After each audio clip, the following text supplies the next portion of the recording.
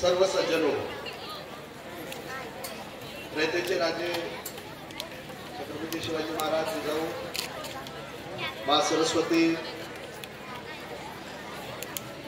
आणि उपस्थित सर्व मान्यवरांचं या ठिकाणी मी स्वागत करतो।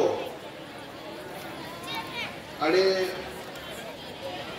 माझे जीवस्य कंठस्थ मित्र, माझा सखा, माझा सोबती, ज्याला आपण क्लासमेट वगैरे असं म्हणतो, असा माझा सखा सोबती आज सेवानिवृत्त होत आहे, अशी मला बातमी विष्णू पवारने दिली। आणि मला माझ्या मनामध्ये सुखदुःखाचं एक कावूर बांधलं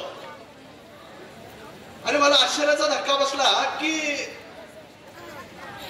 हे असं कसं होऊ शकतं की श्रावण आणि रिटायर होतोय, सेवानिवृत्त होत आहे, त्याचा सेवागौरवाचा कार्यक्रम आहे।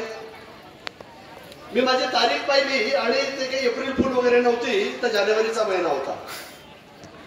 आणि परत मी विष्णूचा फोन आला, रामेश्वरचा फोन आला आणि परत मी चौकशी केल्यानंतर कळालं की दादा हे खरं आहे की रामेश्वर रिटायर झालाय, दादाही रिटायर झाले। त्यामुळं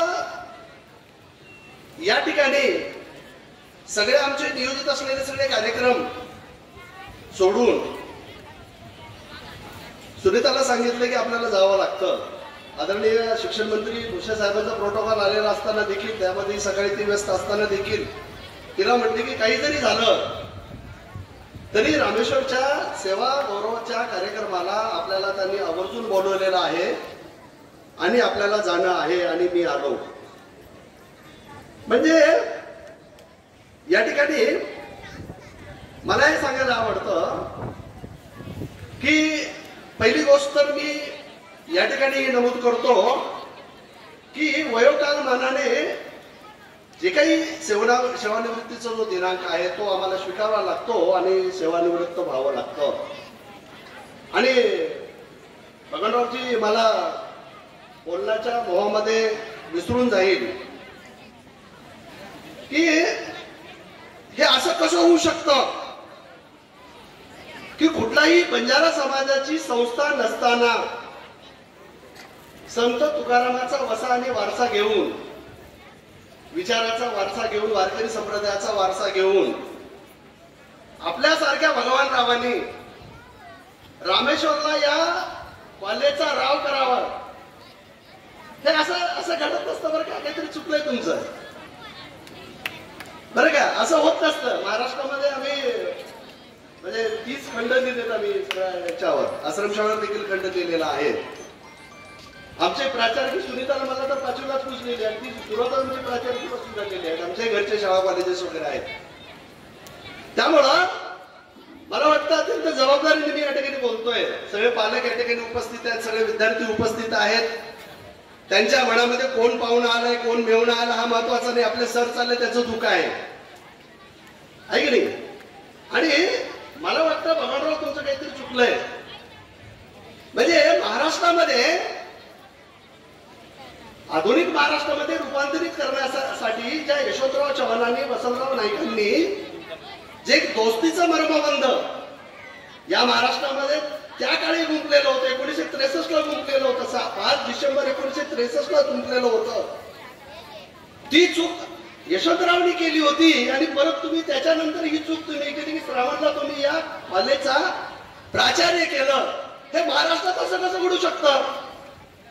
म्हणजे ज्यावेळेस दिल्लीच्या तख्ताला यशवंतरावनी विचारलं की महाराष्ट्र हा कोणाच्या हाती सुरक्षित असेल, त्यावेळेस दिल्लीच्या तख्ताला यशवंतरावनी सांगितलं की महाराष्ट्र हा वसंतराव नाईकाच्याच हाती सुरक्षित असेल। आणि केंद्रीय सत्तेने वसंतराव नाईकाच्या हाती ती धुरा दिली आणि ती समर्थपणे 11 वर्षे, काही महिने, काही दिवस महाराष्ट्राची धुरा, ही मुख्यमंत्री पदाची धुरा वसंतराव नाईकांनी ही प्रामुख्याने सांभाळली, समर्थपणे सांभाळली, सर्व समावेशक पद्धतीने सांभाळली, सगळ्या जाती धर्मपंथाच्या लोकांना सोबत घेऊन सांभाळली. तो याच विचाराचा धागा, त्याच गोष्टीचं मरोबबंध भगवानरावजी तुम्ही बरं का या संत तुकाराम या महाविद्यालयासाठी प्रामुख्याने हे करण्याचं प्रामुख्याने तुम्ही मला वाटतं कुठंतरी तुमचं चुकलंय.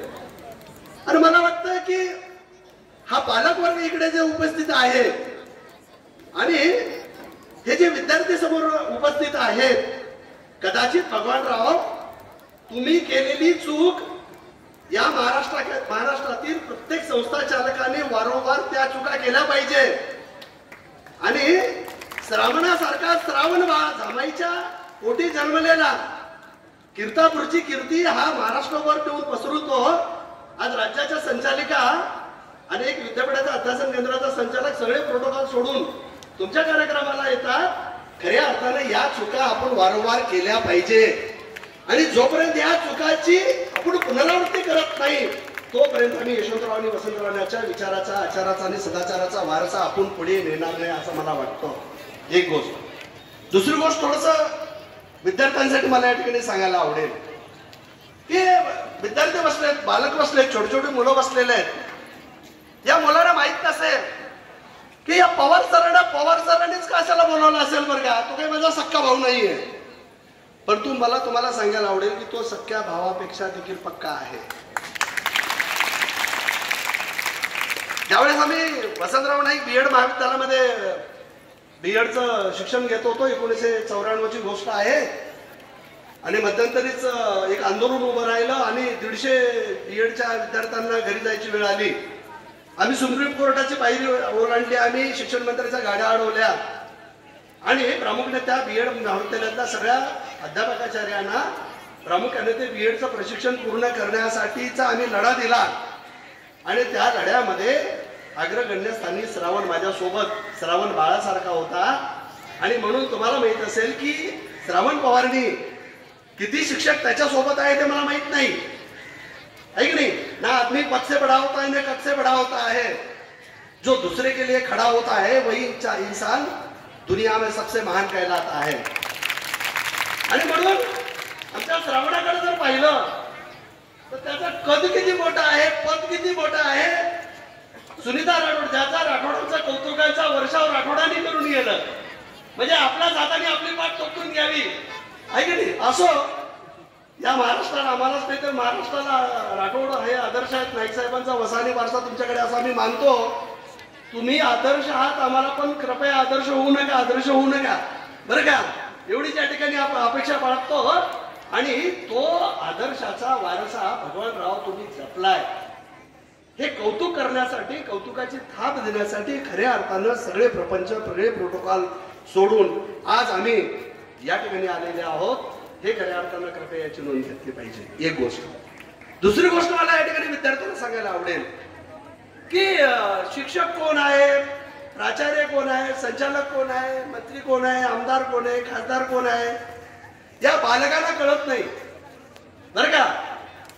जसं जसं त्यांना कळत चालतं त्यांना मग कळेल की अज्ञानातच सुख असतं बरं का.